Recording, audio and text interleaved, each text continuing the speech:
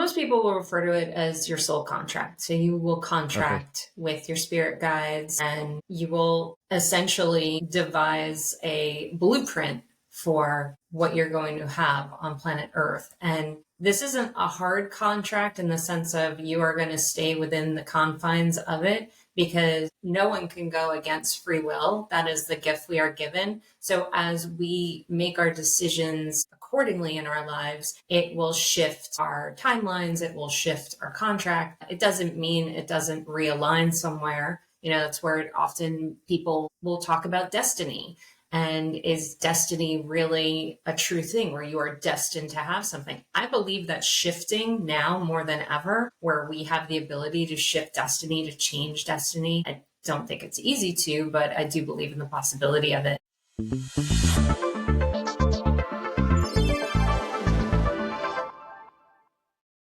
Okay. Well, first, thank you very much for having me. My name is Chris Wasko. I am a spiritual counselor, energy healer, and psychic medium. And I specialize in working with survivors of narcissistic abuse and those that identify as old souls. Hmm. Okay. There's a lot going on there. Yeah.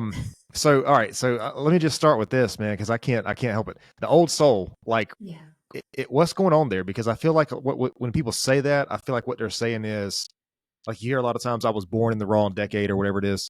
Um, is there something else like underlying? Because you mentioned psychic medium, you mentioned victims of narcissistic abuse. What's going on with? Is there anything other than that going on with old souls? Do you think? Yeah, yeah, there's a lot. And really, it comes down to what you believe Hmm. because there's an element of cognitive dissonance and a lot of spiritual stuff of, when you can't believe it, you're just not going to, you're going to shut yourself down from it. So a lot of people will look at it like old souls have lived many lives, they have reincarnated many times.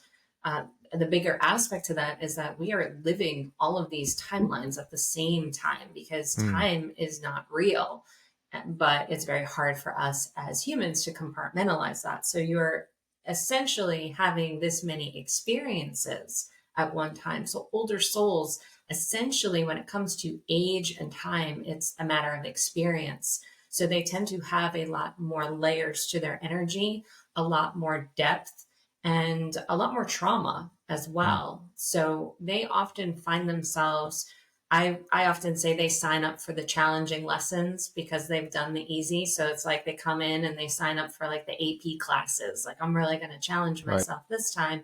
So they tend to have very challenging childhoods. They will pick rather difficult parents and family systems because it helps evolve them on a soul level. This episode is brought to you by Excel Coaching Academy. Hey guys, I'm really excited to let you know that I started a mindset coaching business. So what I want to do with this business is I want to help entrepreneurs, business owners, salespeople, leaders, and fitness enthusiasts or athletes develop the right mindset to increase revenue, improve business or performance, and overcome the challenges needed to become the best version of themselves. You can get more information about this by emailing info@excelcoaching.academy. Man, okay, so you answered that beautifully because I think we're just diving in here and I love that because I didn't know. I was kind of hoping for an answer like that, but I didn't really know. I didn't want to be like too far off the rails to begin with. And it's crazy that you bring that up because I was just talking to somebody a couple days ago and I don't know if this is like a theory or whatever or if it has a name, but it's like I think you're talking about this theory or belief that we choose our life before we come here. Is there like a name to that? Is that like what is that? What is that? Most people will refer to it as your soul contract. So you will Okay. contract with your spirit guides and you will essentially devise a blueprint for what you're going to have on planet Earth. And this isn't a hard contract in the sense of you are going to stay within the confines of it because no one can go against free will. That is the gift we are given. So as we make our decisions accordingly in our lives, it will shift our timelines, it will shift our contract. It doesn't mean it doesn't realign somewhere. That's where often people will talk about destiny. Mm. And is destiny really a true thing where you are destined to have something? I believe that shifting now more than ever, where we have the ability to shift destiny, to change destiny. I don't think it's easy to, but I do believe in the possibility of it. Okay. Um, so if we, because this is really like, this is fascinating to me to explore this. So if we like know the life that we're going to live and we know the ups and downs and like all the things we have to go through, I guess, do we also know like what's on the other side of that? Like what it's all for? Is there a purpose to it? Like, do we come here to improve? Like what, I mean, I don't know. I guess would there be, because like I'm just trying to imagine if, okay, so if I'm like a, whatever was before this, if I'm like a some sort of being or some sort of essence and I choose this life, and I know that this, I'm assuming that we know that it's going to be temporary. It's not like a, a real thing, but like you had to go through all these things. I'm just like curious, what would the purpose of that be? Because it seems like you already come from a place that's like much higher than whatever this is. So would the purpose be for just growth or improvement or just to just the experience? I mean, I don't know, just the experience itself. Like, what do you think? Great question. Earth is considered a very challenging, difficult school. Okay. So it really is one for the experience, but two for the evolution of the soul. Mm. Some are working on ascension, some are working on just learning and developing and growing because the soul loves to learn. And Earth is considered one of the best places for that for so many reasons. There's the duality of this planet, the constructs of it, the heaviness of it is a very dense planet. We take on so much. So purpose will probably vary by soul Mm. because we have, I guess, our own individual missions. And then at the same time, we are a collective. So it's really a matter how we are working on ourselves individually and then evolving collectively. Okay.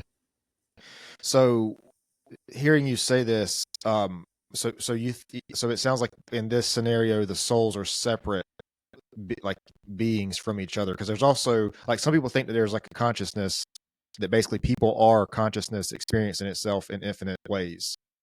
So it's like you have individual grains of sand that are probably unique, but then you have the earth that is made up of individual grains of sand. So then you have Yes. some people think that like you have consciousness, but there's individual souls that they claim, make up that consciousness, which I guess if you think about it, it really is a collective, because if every single person on the planet acts in a certain way, that is essentially the collective conscious acting in a certain way.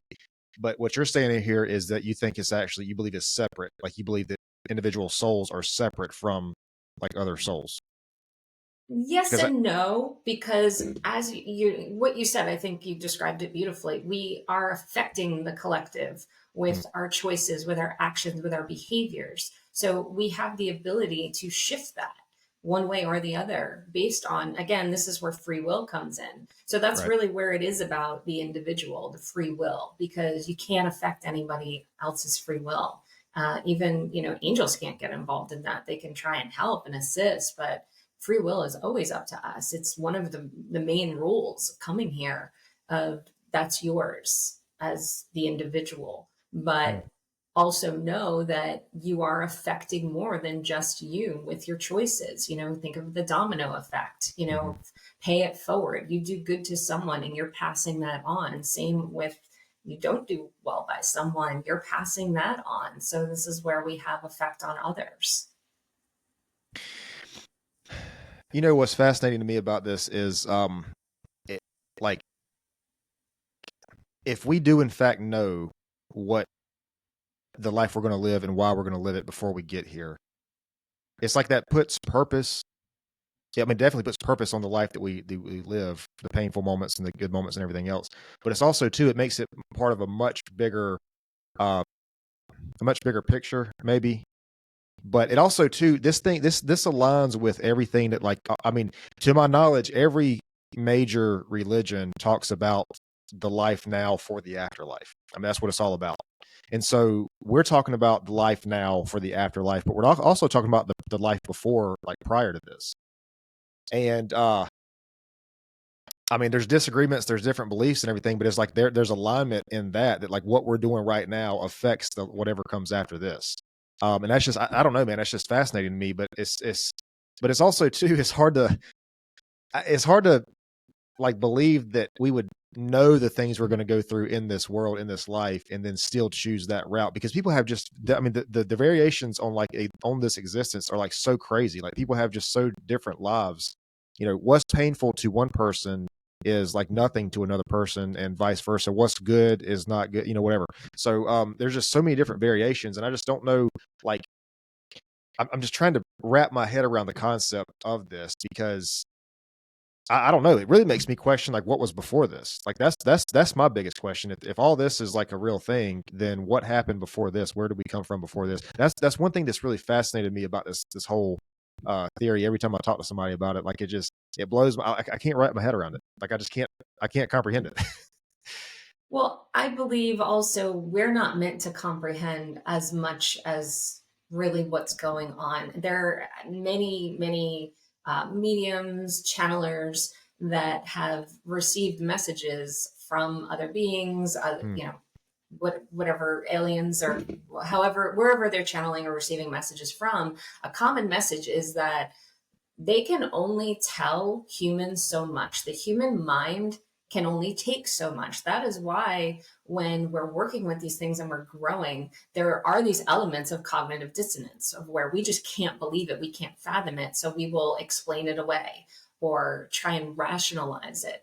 And it takes time. The brain is a little like an onion in that matter, where it has to kind of in layers have these downloads where we're accepting them or not. But cognitive dissonance is a very strong thing for the human brain and just for us as beings anyway. So it is hard for us to wrap our mind around it. One is being open, really being open to the possibility, being open to ideas, and not being so quick to shun them. We are often quick to do that, to write people off as crazy. I mean, when I started coming into my gifts, I ignored them because I was like, this is insane.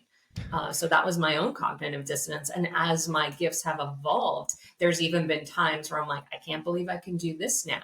Whereas I understand it was a process and I had to grow with that. So I think anyone on any, especially spiritual path, it is this process of opening. And some are going to get further than others. And usually because they're more open and they're more willing to receive, and they're not, the cognitive dissonance is not as strong as with others. Okay, that makes sense.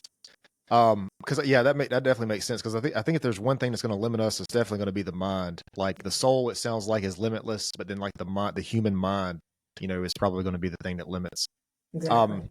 and so that makes a lot of sense. So you mentioned angels. So what do angels play in all of this? Like I'm assuming it would be something good, like if there's a good and bad, whatever that means, and that might be a human construct. I don't know, but if there is a good and bad, I guess version or whatever, what do the angels represent in this? Because you mentioned that earlier. Well, I believe that angels are here to help. And I believe also they are God's angels and they're doing God's work. And I also believe they are up against evil. Hmm. They're not just here to help us in the sense of us as individuals and as a collective, but they're also fighting evil.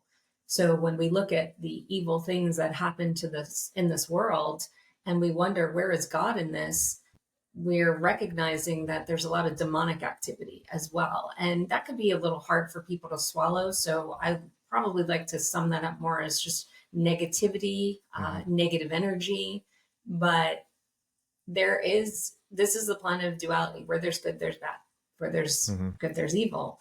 And so, we have guardian angels. So we have our individual angels assigned to us. And then there are the archangels. And there are also, angels of things like angel of healing, angel of water, um, angel of acceptance. And yeah, there are so many. But they have a job and their job is to do God's work. Angels were never human. Uh, so they don't think like humans. They don't look like humans. They can reveal themselves as humans because it's a little easier for us to digest if they're revealing themselves to us. Whenever I've seen an angel, and that's been rare for me, but they will look as I've kind of been taught to believe angels look like, even though I know it's not exactly what they look like. And then demons are another thing altogether. But ultimately, angels are fighting the fight for us. Okay. Well, that's very encouraging to hear because I guess what I thought you were going to say before that was that angels were sort of versions of us that were farther along the path of this evolution. You know, So okay, so that's encouraging to hear, and it's also encouraging to hear this too because I think when some people hear this theory that they think they have to dismiss the idea of God, but you brought up God, and so and if I'm crossing any boundaries, please tell me. I don't want to offend you in any way, but okay. so are you referring to this as an omniscient creator of everything that is around us? When is that what you mean when you say God? Yes, that is my belief. Okay. And I always put out the disclaimer that this is my belief system. And if it goes against other people's belief system, it doesn't make them wrong. Hmm. We have our belief systems for a reason.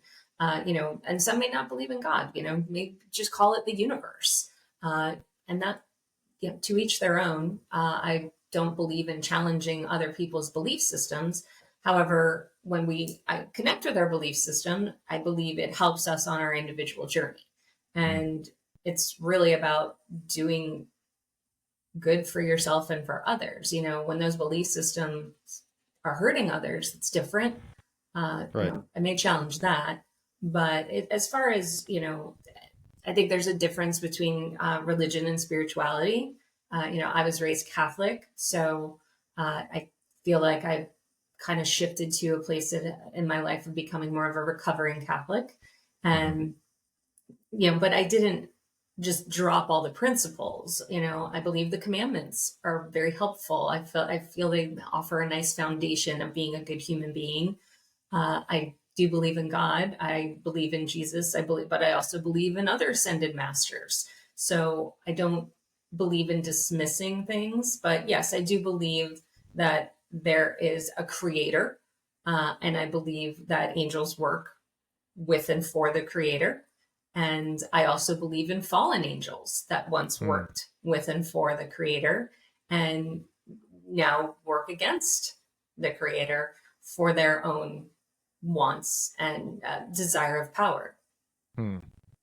Man, okay, so let me go off on a mini tangent right here just for a second because I want to get back to God. But fallen angels, some people the belief is that I hope I don't lose some people here, but the belief is that like some of these things, these ancient beings like the Nephilim and those kind of things were because of fallen angels. If I have that correctly, it was because like the I guess human women mated with fallen angels and created these mythical sort of beings. I think is where at least that's the story of where some of this stuff comes from. Like the fallen the Nephilim, the I really hope I don't lose people, but the mermaids, the Nephilim, those kind of things. Now I don't know if there's any truth to that. I don't know. I don't even know if those things existed. I think there's definitely evidence of something else that was here, whether that was extraterrestrial or something way more advanced than us. Because if you look at the pyramids and all that, there's definitely evidence that something was there. I'm not saying what, but I think the fallen angels. I think that's a very very interesting path to go down. But anyway, so to get back to God, so I'm glad you said that, and the reason I asked was because I believe that God is an omniscient creator of everything that's around us, and sometimes when we talk about theories like this, it makes me feel, I guess it makes me feel guilty, or like I'm kind of going against that belief to explore these beliefs, but like I think you can do it in a way that where you still have this belief, like we're not dismissing the idea that there was something much more powerful than us that created all of this. And I think that is I do think that is the thing that created all this. I think that is the thing that is sort of we should respect and that we should also fear. I do think that. Um and I think that also has that's what we can communicate with through things like prayer or very, very deep uh meditation, which kind of sounds backwards. People usually don't associate the two, but I do think that is a way to access that. Um, but with saying that, so because I've always been of the belief that like if you have a belief and you don't really explore anything outside of that belief, then do you really have that belief? It's like if you believe that a thing is one way and that's just what you believe, and you're just kind of like zeroed in on that, but you don't explore any other possibilities of something that could prove that to be wrong or whatever. If you don't explore those things, how do you know what it is that you even believe? So I'm kind of stuck between the two, man. I'm kind of like, well, am I being uh am I being disrespectful by exploring these avenues, or am I just solidifying the belief that I already have by going out and looking at these other things and saying, okay, well, I see all this, it makes sense in this way, but this is, now that I know the information of both, I still believe this thing. I don't know. It's just kind of a thinking out loud type situation.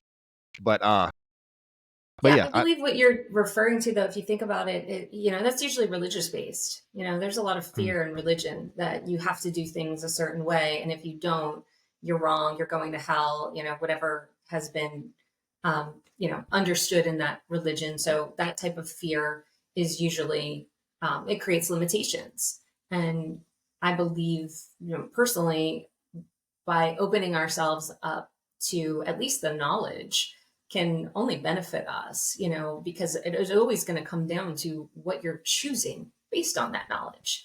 And you might change your mind, you might not, but you are choosing to grow and evolve by opening yourself up to more information, whatever that may be. Yeah, that makes sense. But see, even knowledge, when you say knowledge, that even has a certain sort of Yeah. Tree of sort knowledge. of thing attached to it, because it Religion, was though. and that's the thing, because it was Adam and Eve ate from the forbidden fruit.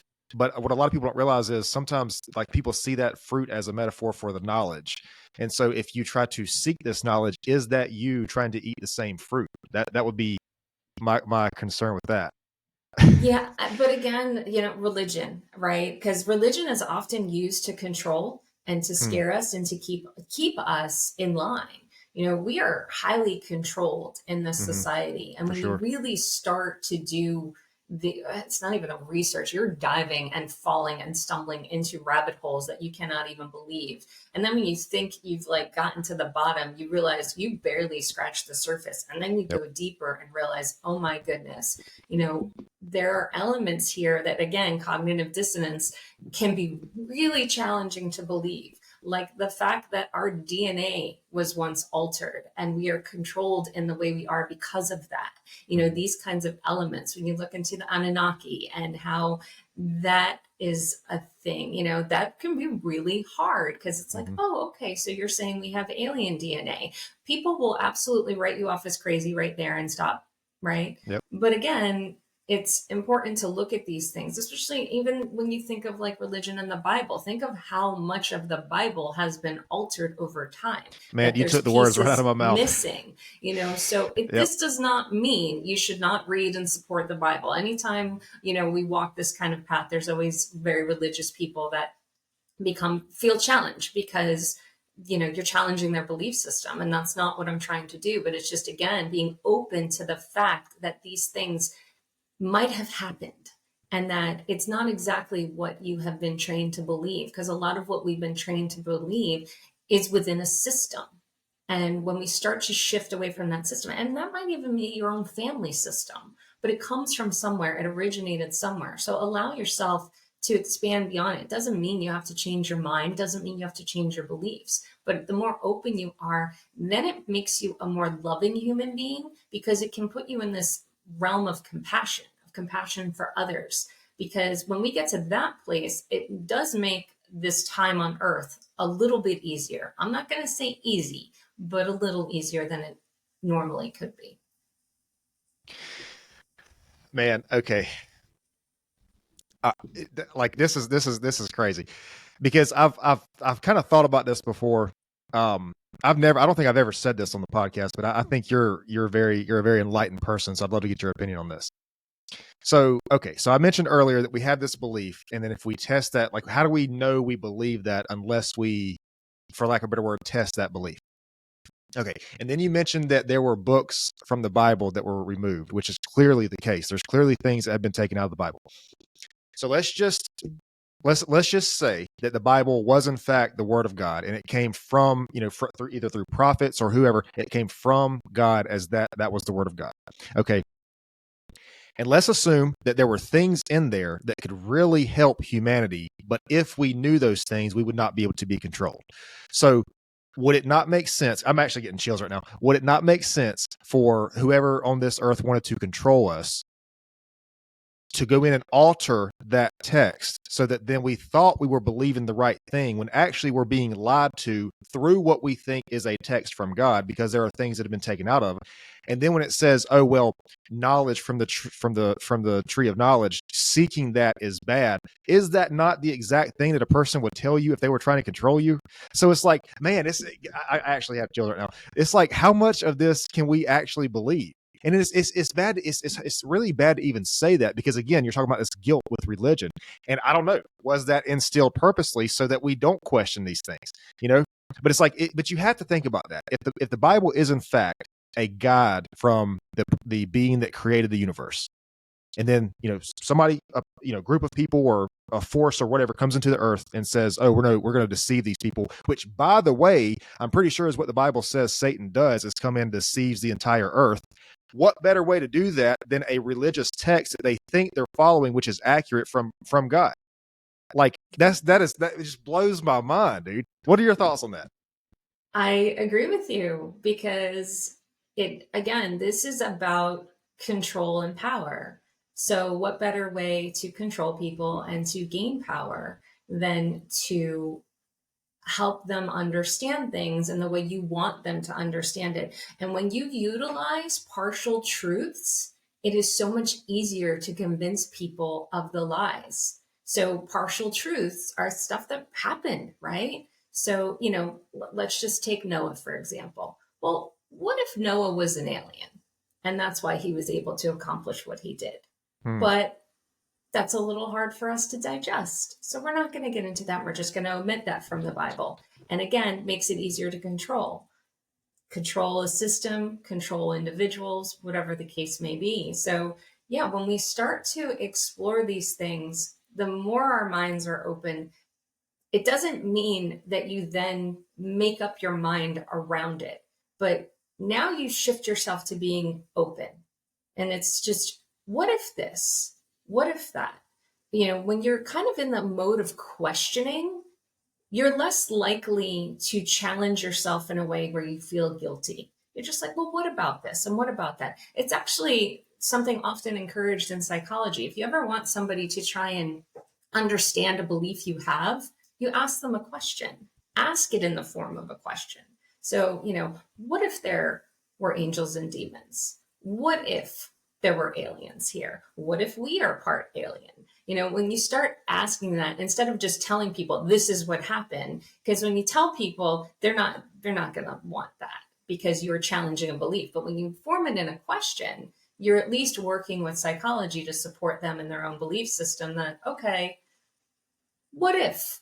But you're not making them change their mind. Anytime you threaten someone's personal belief and belief system, you actually, from a psychological and physiological standpoint, you are threatening an element of their feeling of safety. That is why people can become so irate when that belief is challenged, because there's something inside of them that doesn't feel safe. So that's why I believe it's often very hard for people to expand beyond their belief system. Well, I mean, I think it's called a belief system for a reason, because I think it definitely keeps you in that system. And I think too, like if the Bible was altered into a way to basically keep control over everybody, I don't think it's like it obviously wasn't altered in a way. I mean, some people would debate this, but it wasn't altered in a way to inflict harm on other people.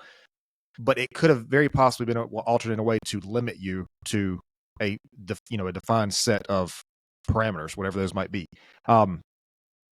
Yeah, man, this it's so crazy. But I think you're right. I think the moment that people get these beliefs tested, it's like that sense of safety is sort of challenged. And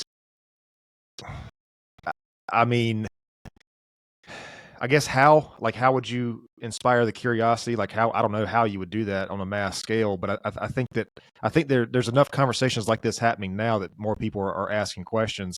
Um, because like it's just obvious, man, that something is missing. Something is missing in our individual lives. Like, internally, I think we're all have a sense of like something's like we're longing for something. Maybe we don't know what it is. I think a lot of us sort of fill in like human connection, success, material things with that, and it's obviously not what we need. Although I mean, human connection is very important, but it's like there's obviously something missing because you mentioned earlier about the human and alien DNA combined. Like there's like it seems like the evolution thing, like evolving. It seems like there's a giant chunk of that that's missing out of like fossils and stuff like that. I don't think there's. I could be mistaken about this, but I don't think there's a single fossil that supports like evolution as it's explained in like science textbooks. From the what was it? What's the species? I can never pronounce the species. Neanderthals or whatever. Yeah. Yeah. But I think there's a giant chunk of that missing. So what? So maybe, and I don't think this was. I don't think in this case the aliens were like a divine thing, but I do think they were probably very much more advanced than us. Yes. Combined with that species made what we are now. And it's like that could very well explain the gap. You know what I mean? And like I said earlier, man, there's so much that went on in ancient civilizations that it's just like there's no explanation for it. Like, I mean, yeah, people talk about the pyramids and they talk about like the pulleys and the simple machines. And it's like, bro, that stuff was quarried like hundreds of miles away and brought to this. And then it's like, it's not even the weight of the stones. It's like the pyramid has physics in it, like the airflow and stuff like that, that the people in that day and age probably did not understand at all. I saw a picture one time of an Egyptian, I guess, hieroglyphics or whatever, of the Nile River, and it was like a snake, and it was like the Nile. And then you look at a satellite photo, and it's like the Nile River, like kind of looks like that. How did they know that? How did they know that that's what I mean, yeah, they could probably follow the path or whatever, but it's like to have that representation of it, and then the head of the river was a snake. What does that mean? Like that's got to have some kind of meaning. And then you have like there's all these different texts with the heads of the people, which are like cats or whatever. Mm-hmm. And then there's giant statues like the Sphinx, just like that. Which I mean, they say that was they say that started as something else. It's eroded a lot, but they say what used to be on the outside of that was different. You have the Grand Canyon, which looks like there was two Sphinx-like statues in it, and that's clearly not a natural canyon. Whatever it is, it's not that. There's places that's like closed off to the public. You can't go. I mean, there's just like so many different questions, man. Like I think it's like 5% of the ocean or something. They claim they've explored. I mean, there's just so much. We know more about space than we do about the ocean. You know what, man? I mean, I've probably lost whoever I'm going to lose by now at this conversation. but we'll gain whoever we're meant to. But this is why, like, I'm not saying I believe it, but I'm saying it definitely is a possibility for flat Earth. This is why I believe that something like that could be a possibility, because it's like the same people that have lied to us about the centuries of missing data, basically, lied to us about what I feel like was a lie, was COVID, lied to us about everything else, all this different stuff. And it's like, you're telling me the same people that have lied repeatedly throughout history are not going to lie about the shape and structure of the Earth, And it's like, I mean, anyway, and looking at the boundaries of Earth, why can't planes and ships go beyond certain boundaries? Things like that, right? That we're not allowed to question. Just even when you look at our history books, there's a reason we are taught, especially in America, the same lessons every year in history. And maybe they evolve a little bit. Maybe it's just a refresh, but they're literally implanting this as a program, But it also leads us to believe these elements, like when you talk about like Egypt, that it was primitive, when really it was not, right? Because it was much more technologically advanced, and then we omit possibilities like Atlantis, for example. A lot of people will say like that's mythical, and then you start to hear that, just before President Lincoln was assassinated, he was talking about opening an exploration of Atlantis. And then that obviously died with him. So, you hear these things. It's like, why are these things kept from us? Why are there areas we're not allowed? Why cannot we explore? And why are we often punished and censored for questioning? So it's opened, I believe, up so many people to recognize as soon as something is censored, they're going to dive in more. Because if it's censored, there's a reason. It's being kept from you for a reason. They're going to dress it up as, it's for your safety. And maybe that is because some people have died or have been killed for exploring beyond and for speaking about things that we're technically not supposed to know about. So yeah, there's probably an element to that, and it keeps us controlled. Because no better way to control a society than to make them fearful. Absolutely. Yeah, absolutely. Man, it's crazy. Okay, so you talk about flat Earth. Like, if you look at a flat Earth map, place like Atlantis, Agartha, like all these other places, these little mythical places, they're on this flat Earth map. Mars, like people talk about the planets. First of all, I think it's the heliocentric planet system, the 9 or 8 planets, whatever it is, I keep adding and taking away. Whatever it is, I think that was sort of created as a diversion from something that created the universe. Because if you have that model, you can at least present, not saying you can sell it, but you can at least present that infinite matter collided with infinite space or whatever it was and created everything that's around us. You can at least present that.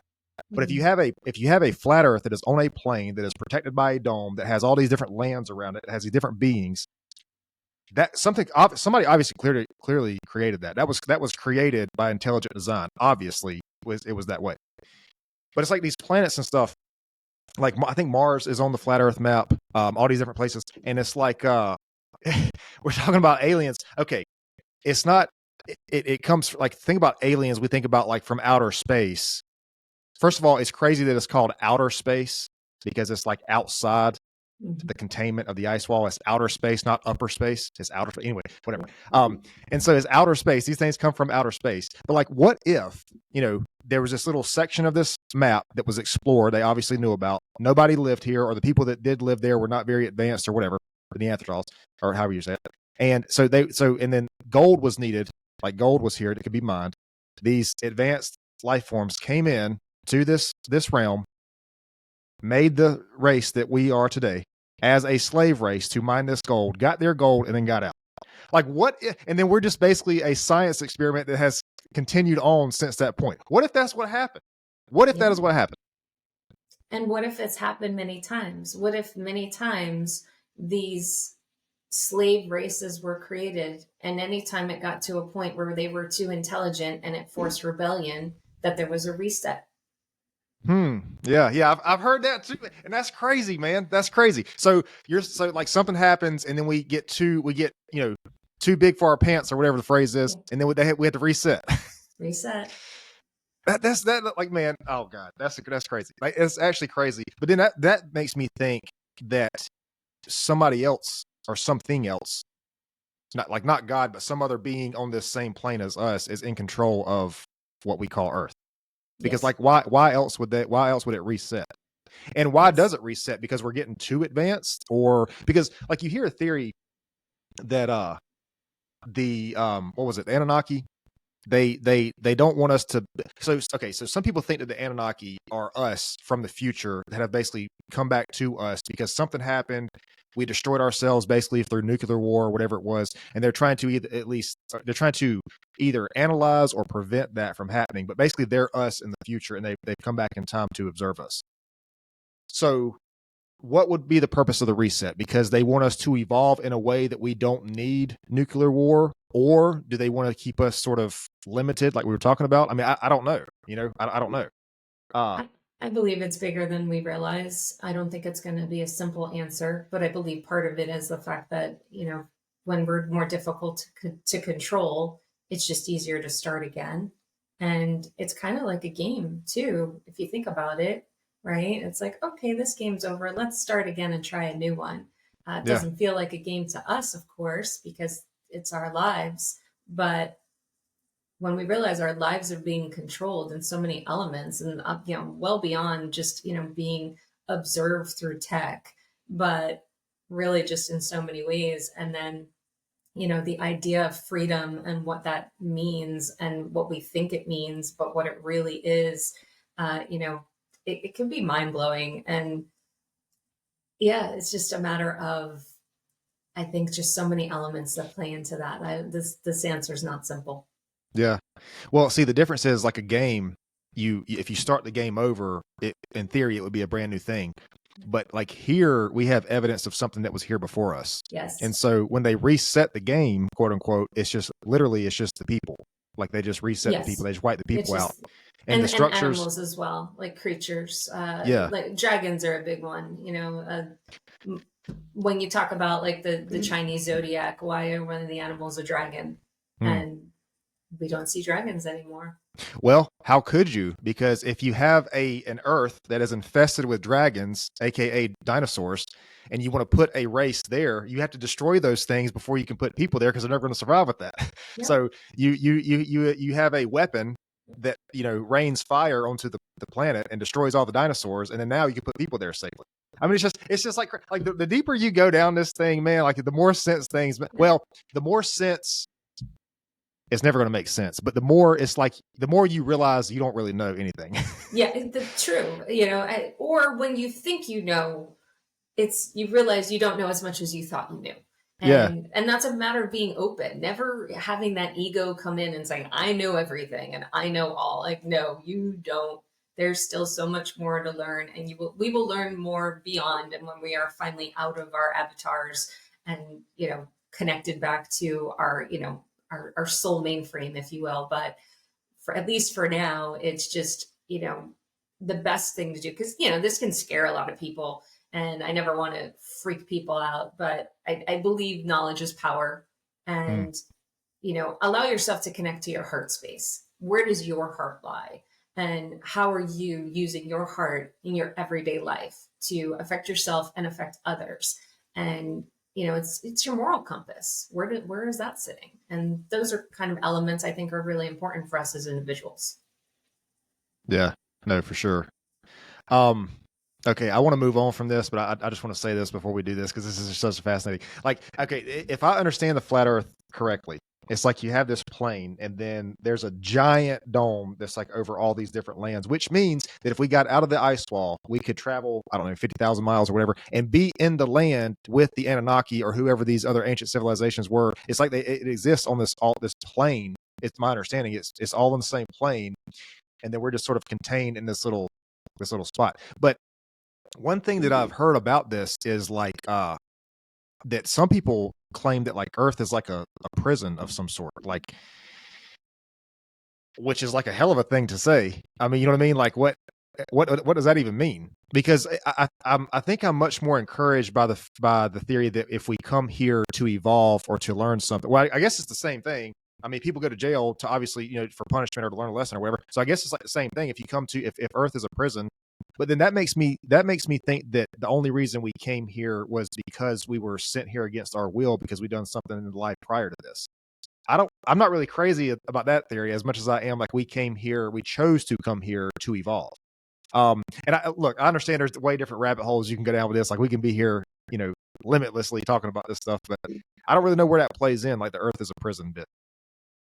Yeah, that's a challenging one. And I will say for myself, the jury's out on that because there are a lot of theories. So, I'll go with the ones I've heard more often than not that, Earth put out a call to help and we answered. And the souls that came here to help supposedly got stuck. And so a lot of people will say that, talk about when you die and you see the light, that the light is literally like your portal back to Earth. And then it's like just serves as this merry-go-round. Like go to the light and you do it, right? And so a lot of people talk about how you have to really tune in to that, like, because supposedly there are beings that will disguise themselves as your loved ones to lure you into the light. Now, again, this is theory. My jury's out in terms of where I stand on this. So I just feel the need to just put that out. But I believe that on all elements, and I say this phrase a lot, once you understand yourself, is when you can go beyond yourself. Now, what I Mm. mean by that is you unpack your traumas, you work through the stuff that affects you on a daily, day to day, week to week, month to month basis. You know, where is your moral compass, and what are your struggles? How are you dealing with that? You know, don't bury them, you know, because again, they get stuck in your chakra system, and then you start having challenges, physical and emotional, mental. Those things start to manifest and start to grow. So understand yourself, unpack the elements, and then you start to evolve around that and beyond that. You know, I'm living proof of that. I'm had to really release a lot of trauma. I made some really hard decisions. It was not easy, but it ultimately opened me up to spirit. You know, my background's in business. I had a very different life before doing this kind of work. And I don't think anyone is more surprised than I am that I'm actually doing this. But I think when we start to worry about the things that are outside of us and beyond us is when we can let too much of the fear come in. But really, it is about us working on us, you know, unpacking that. And like I said, once you understand yourself is when you go beyond yourself. And if things are bothering you, if they're scaring you, if you have guilt, you have shame, any of that stuff, especially fear, you work with that, unpack it, make friends with it, and continue with life in the best way you can for the highest and best for yourself and others around you. That was beautiful. You put that in a very beautiful way. All right, look, because I'll keep going about this. Let's transition. Let's go to narcissism, like Okay. victims of narcissism, because I know that's the thing. All right. So when you work with these people, I guess you work with the victims of narcissism. Is this like an intimate relationship, or do like, is it like employee employer, like a professional relationship, or does it really matter? Because I feel like narcissism in different spaces is like completely different. You know what I mean? Because I mean, I feel like in the business, like the professional setting, is much more passive aggressive. I feel like, or probably, I don't know. Yeah, I mean, for one, I like to call them survivors. You know, anyone that's dealt with narcissistic abuse has certainly survived something, Mm. and you know, it's a process, but all walks. But I can say there's often a pattern. If you have a narcissistic parent, you are likely to attract a narcissistic partner, and if not, you will have a narcissistic boss or coworker. You know, they show up because like attracts like, because when we are raised in environments that are extremely narcissistic, we will attract those elements to us. It could be just, some will term it fleas. You're just picking up the fleas of that and you'll have some tendencies, or you become a narcissist yourself and you don't realize it because that's the only environment you've ever known, and that's the energy your body understands, and you just carry forward with that. I was raised in an extremely narcissistic family, and I didn't recognize my own elements of narcissism until I became a parent. And then I started seeing elements that I absolutely despised for myself as a child from my own parents. And now I'm seeing it in myself as a parent. So that's when I recognized this needs to stop with me. And, you know, why so many people now are becoming cycle breakers. But those cycle Mm. breakers are very often the black sheep of the family, and who I also recognize as old souls. Mm. Okay.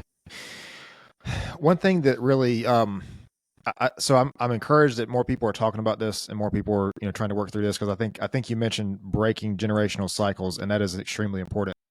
Uh, and I think that, as with anything, when there is a lot of people talking about one thing, other people will pick up on that and sort of use it in a way that it doesn't need to be used.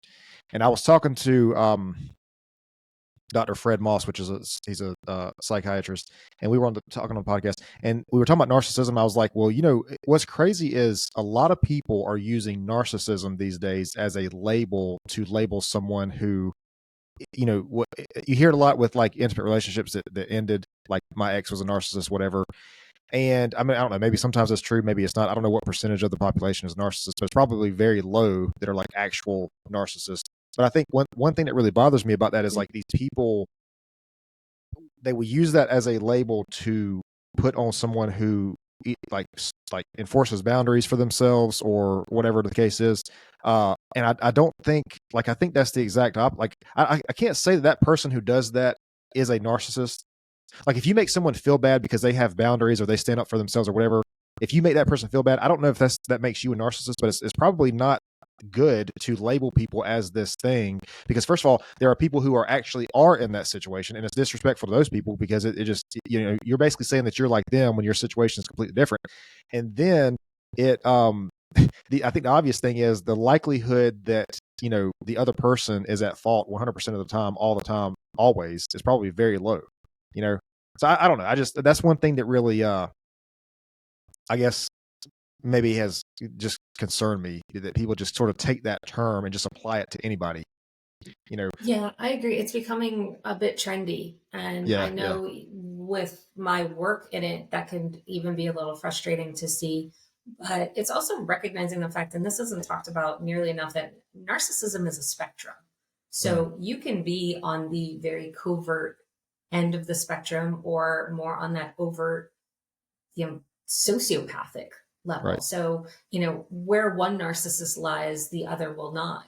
I have parents on two very different ends of the spectrum. Is also why I didn't see it in my mother, because my father was so violent and so aggressive and so volatile. I just saw him as that textbook narcissist. And my mother always, trying to pick up the pieces. I didn't recognize her as an enabler as well as a covert narcissist, because my mother was very good at manipulation. She always gave the silent treatment. If she was not mm, happy with your behavior, she would literally just shut you out and say nothing.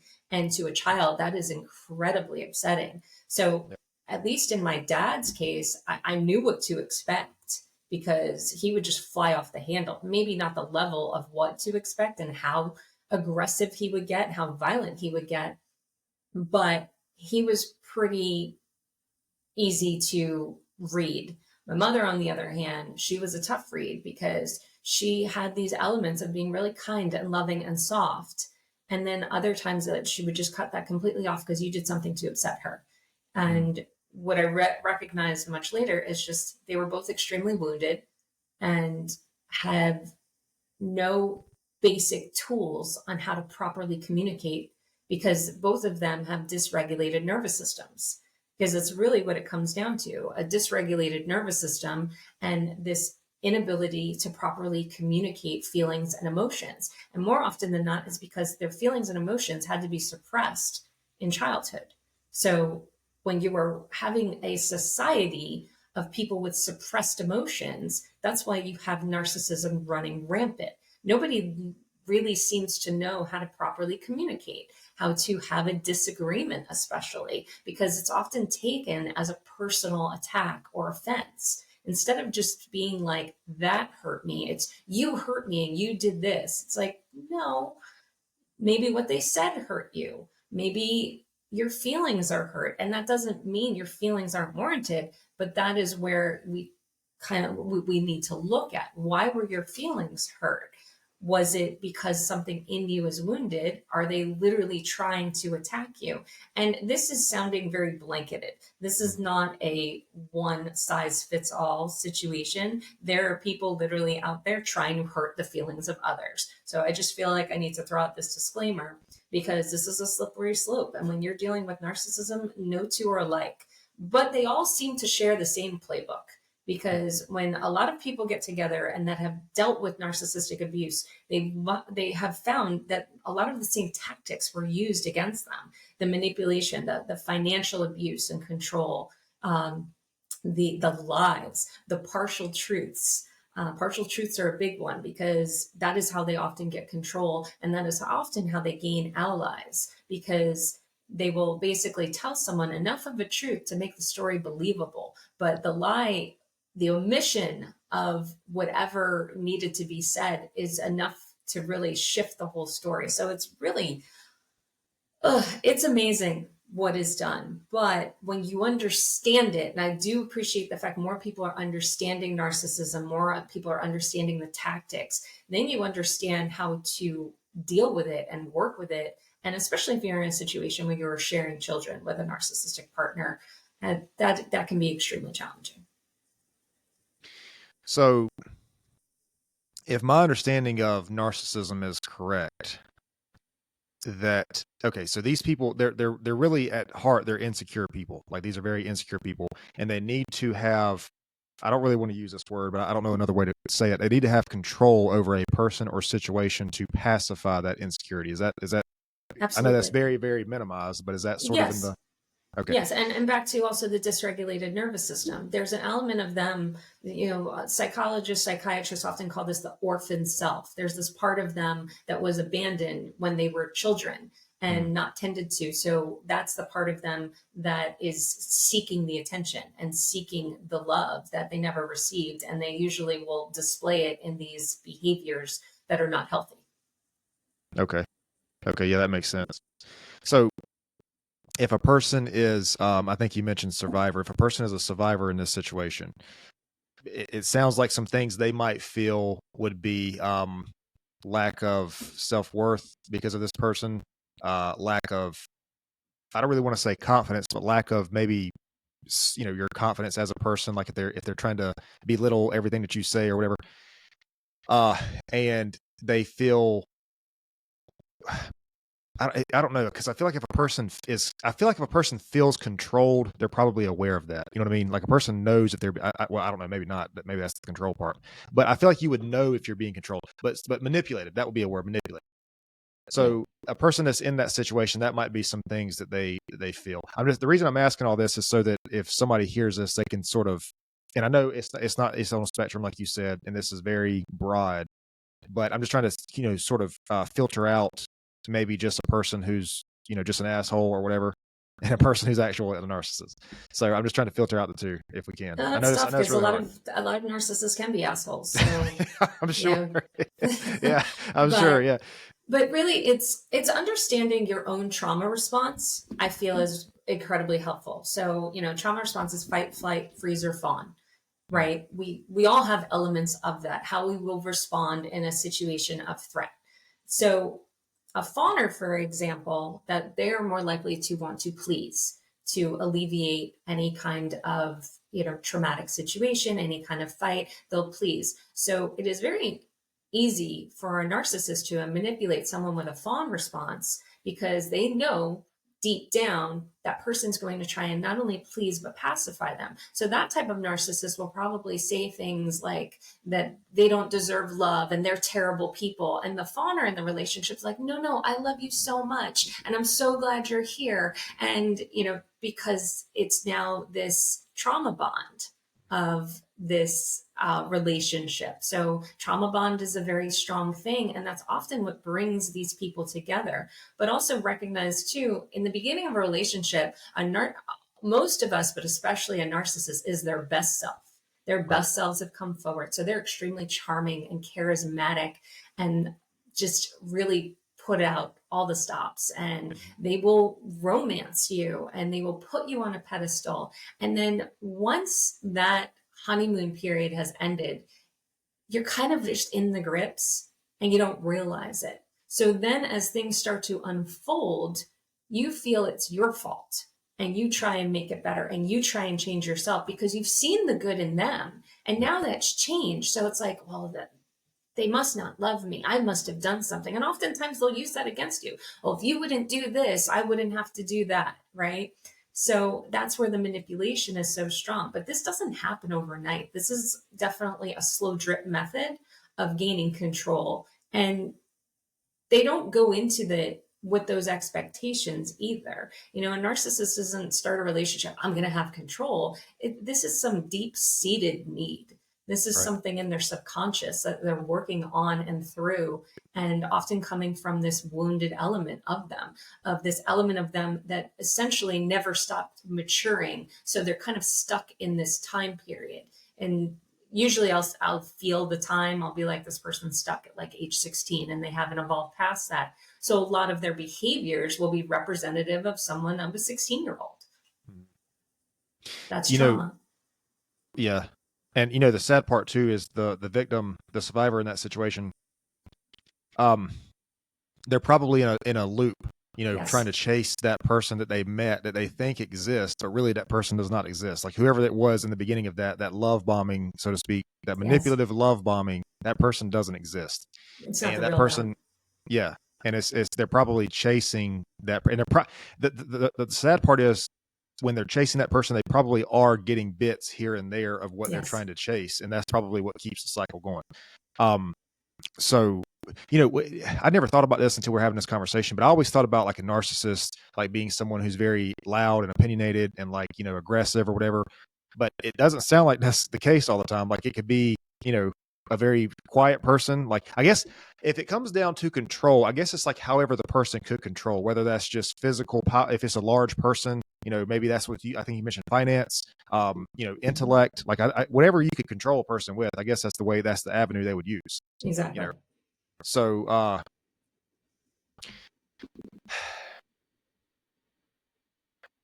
I don't, I was going to ask something, but I don't really know if I want to. Well, I'll tell you what, we're already here now, and there's not much to be said at this point. So do you work with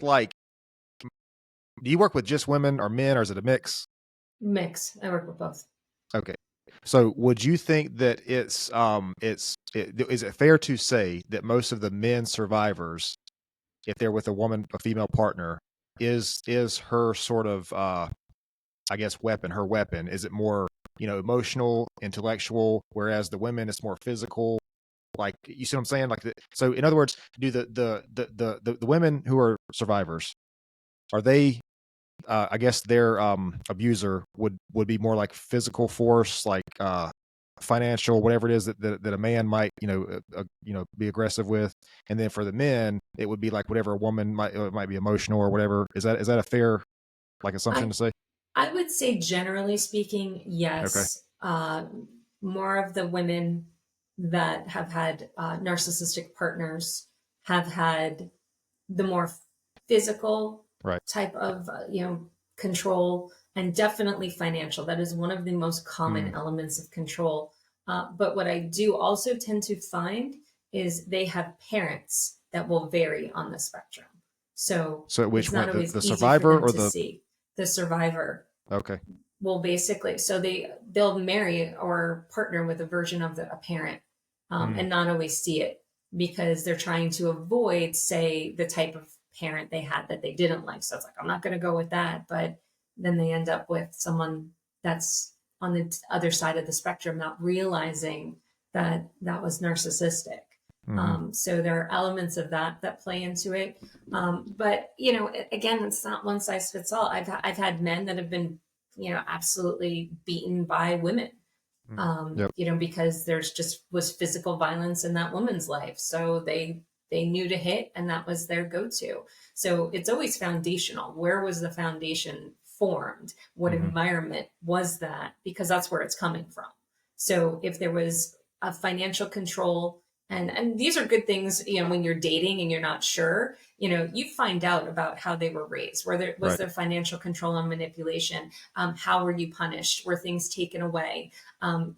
Those are elements of seeing what control was in a family of origin, because we carry those lessons with us because it's all we know. It's what we're raised with.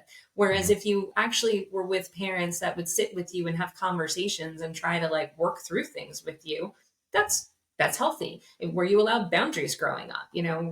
Would your parent threaten to take a door off the hinges? Because and this is not to say, because people always like to challenge this, like, well, if your teenager is shutting you out, you have to get in. That of course can have its relevance. But if you are threatening to break down a door, that's a dysregulated nervous system in yourself that you are turning to violence. So it's just recognizing these elements that help us recognize how narcissism evolves. Yeah. And this is a really good transition because we've been talking about sort of intimate partners, but I also want to talk about the parent-child, narcissism relationship. But you mentioned that how we are, I guess, how our emotions or how our needs are met or not met as children, and I think that makes me think of like the anxious attachment, the avoided attachment, and all that.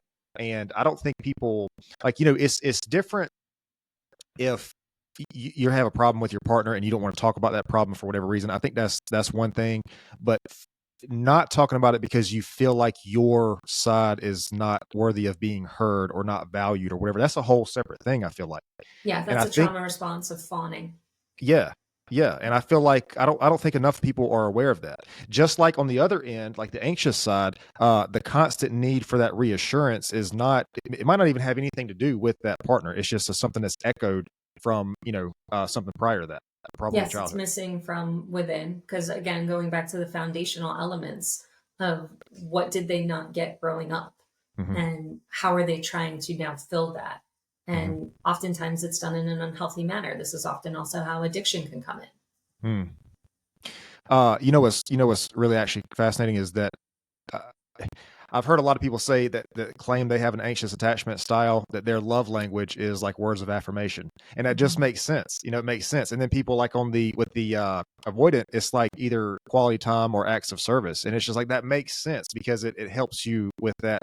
I guess what's lacking in that part. Yes, our love Um, language is usually, shows us what we didn't get growing up. Like my mhm, one of my love languages is touch because I was hit so much as a child that to mm, have gentle touch means so much to me, and it means so much to my physical body to receive this gentle loving touch. So it's very fascinating when we look into our love language and how it really is fulfilling a need and helps us to understand ourselves better. yeah. Well, I mean, it makes sense too, though. I think what really bothers me about the love language thing is like, first of all, with an anxious attachment and avoidant attachment person, like being in a relationship, there needs to be some clear communication there because there's going to be a lot of tension about certain things. Um, because the avoidant attachment is going to say that the anxious attachment person needs too much reassurance or like they're needy or whatever, and then the anxious attachment is going to be like the avoidant attachment. Why don't they show me? Why can't they do this? Whatever. And so it's just, there's like there needs to be clear communication if that's going to be the case. But I think I think it's like what bothers me about the love language is just that. And it doesn't have to be avoidant or anxious attachment. It's like if I think sometimes people think that I don't think we understand really the value of what a love language does to a person, whether that's touch or affirmations or whatever. Um and it's like if that is this is my thing about this, and I don't know how else to explain this, but I feel like this is a very simple thing. If a person needs whatever they need from you, words of affirmation or touch, whatever it is, and that's what they need to feel loved, you doing that for that person, I think, is loving that person. It's the verb of loving that person. You know what I mean? Because if I have a partner and I just say my just say mine as words of affirmation, and I give words of affirmation to her, but it doesn't mean the same thing that it does to me. She wants quality time or whatever. Well, like I feel like the love comes in when I do that thing for her and vice versa. You know what I mean? But I think the problem is a lot of us have like we think that, oh well, this means this to me, so that should mean this to that person, and that's not the case, man. Like that's like I think loving that person means that's what that means.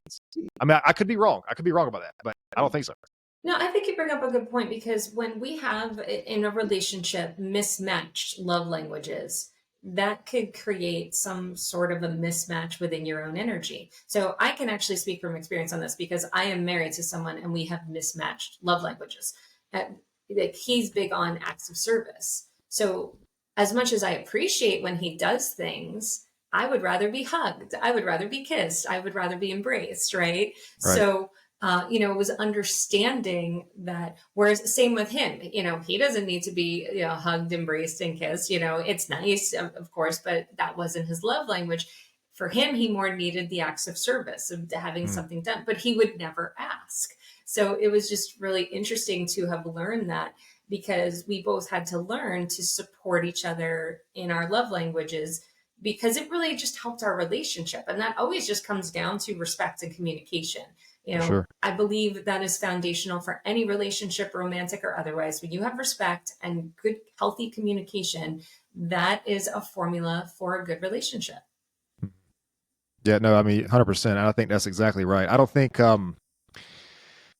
think there's several things you need in a relationship. I don't think they can exist without the respect. Like I think that is 100% top of the priority list. Any Uh, relationship. yeah. Um, so man, I can't believe we've been talking this long. Before we wrap up, I want to ask you just real quick about the children of narcissists, because you brought up a good point earlier, which is breaking the cycle. So, you know, it might be not easy, but definitely easier to end a relationship with an intimate partner versus end a relationship with a parent. So, if a person is in that situation, I know it looks different for everybody, but what would, because it's like I said, you can end intimate relationship. But like if you have that parent, I mean, what do you do? Do you try to have a conversation with them? Do you just sort of distance? I don't know. I'm just asking. Do you distance yourself, like the people that are sort of survivors as children of the narcissist parents? What do you recommend for those guys Well, or for girls? myself, the best thing for me was to cut my parents off. And that's Mm, because there was physical violence involved.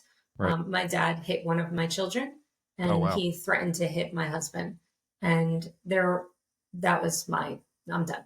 I'm I not bet. doing Yeah. this anymore. So if there's an element of safety, yes, I think that a cutoff is good. But actually, and I believe many psychologists tend to agree with this, it's not often healthy for a child to cut off a parent.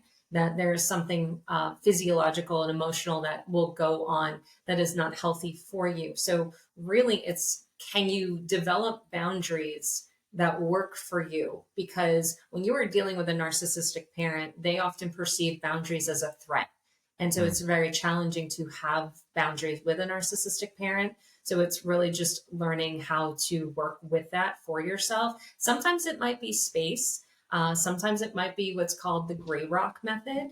And that's where you essentially become as boring as you possibly can, like a gray rock. You don't give a lot of information. You're not sharing a lot about your life. Because narcissistic parents often like to use the information of their children to make themselves look like amazing parents. Like, oh, look at what my child accomplished. Look, because of me and all I did. So again, it really will depend by parent and by child, of course, and relationship. And I believe a lot of this tends to shift when children of narcissists become parents themselves. So the boundaries tend to become stronger because they want to protect their own children. And that mm. was absolutely what it was for me. I will protect my children from this and I will break this cycle. And of course, I was villainized for this. And I just was able to be okay being the villain in their story.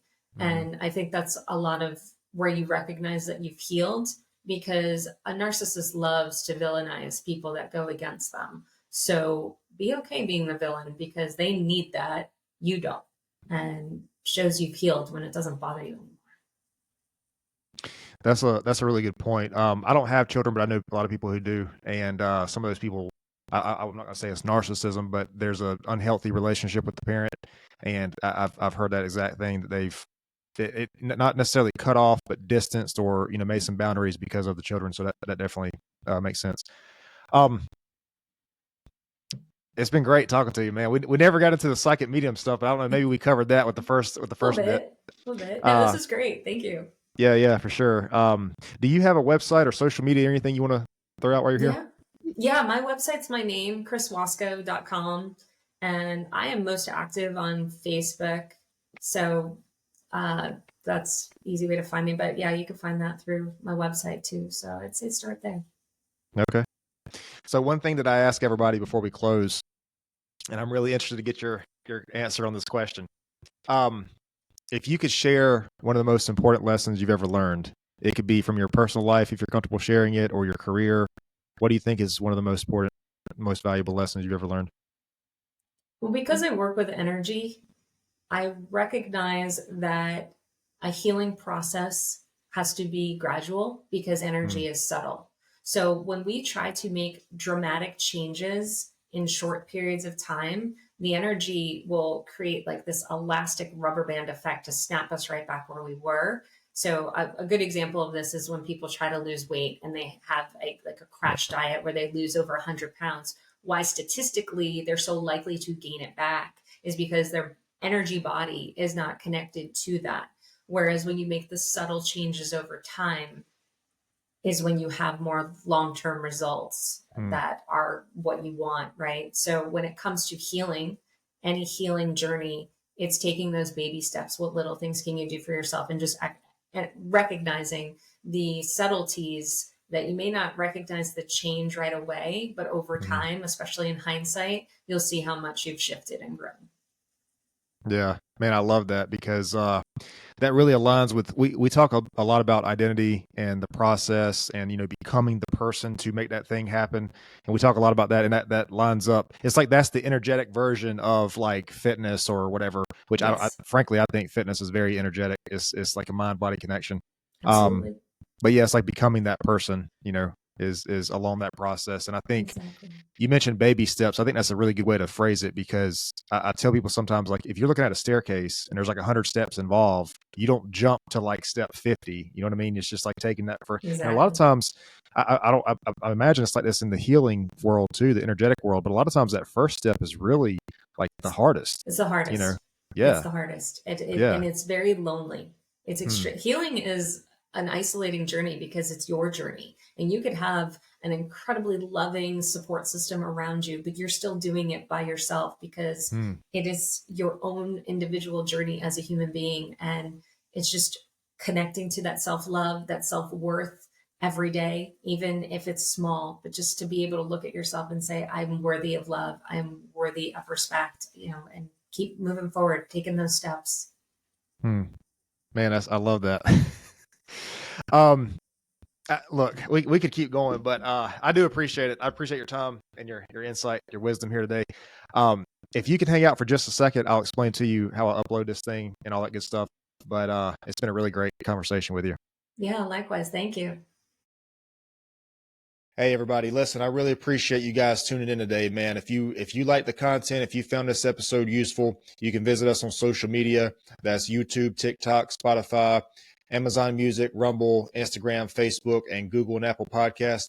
There you can like our videos, follow, subscribe, and share. And again, we appreciate it. We'll see you next time.